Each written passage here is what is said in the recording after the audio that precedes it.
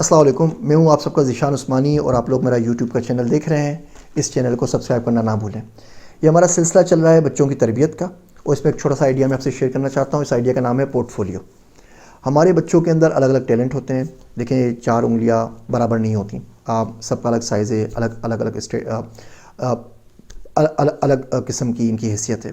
बिल्कुल इसी तरीके से एक ही घर में पैदा होने वाले 2 बच्चे, 4 बच्चे बिल्कुल अलग अलग होते हैं। उनकी पर्सनैलिटी भी अलग होती है, और हम हर बच्चे से एक ही चीज़ रिक्वेस्ट नहीं कर सकते, ना एक्सपेक्ट कर सकते हैं। जो भी उनकी स्ट्रेंथ्स हैं, आप उनकी स्ट्रेंथ्स के ऊपर फोकस करें और वीकनेसेस को छोड़ दीजिए। हम चाहते हैं कि हमारा बच्चा ना कस्टमाइज़ निकले फैक्ट्री में से। उसको बेतबाजी भी आती है, उसको क्रिकेट खेलना भी आता हो, वो चाहे स्पोर्ट्समैन भी हो, तकरीर मुकाबलों में भी अव्वल आए, वो ड्रामा के भी नंबर अव्वल आए, और वो सबकी पोजीशन पे ले लेकर आए।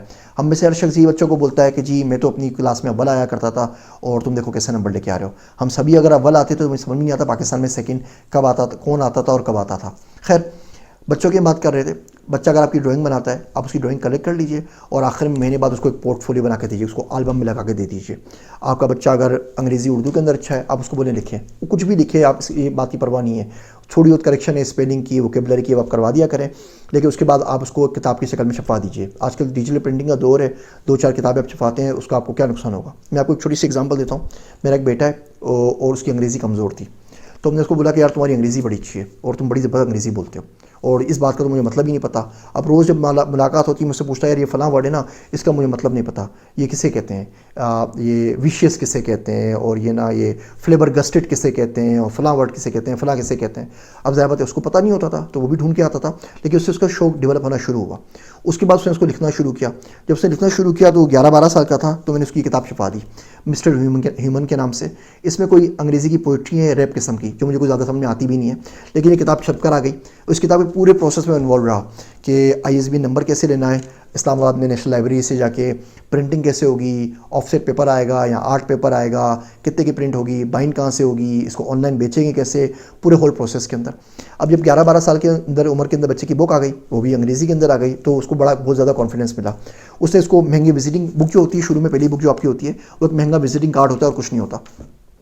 उससे इसके तौर पे दोस्तों से इसको शेयर भी करना शुरू किया, अपने टीचर्स को दिखाया, वहाँ से भी उसको अप्रिसिएशन मिली। किस्सा मुख्तसर ये कि जो बच्चा अंग्रेज़ी में वीक था, आज उसकी अंग्रेज़ी मुझसे 10 गुना बेहतर है। उसे शेक्सपियर से लेके जितने वो नॉवल निगाह रहे हैं अंग्रेज़ी के, वो सारे पढ़ लिए हैं, सारी किताबें पढ़ ली हैं, वो बेहतरीन अंग्रेज़ी लिखता है। किसी बच्चे का आपको मैथ में शौक है, तो आप उसको मैथ के ऊपर उसको थोड़ा बढ़ा चढ़ा के बताएं कि उसको काम करे।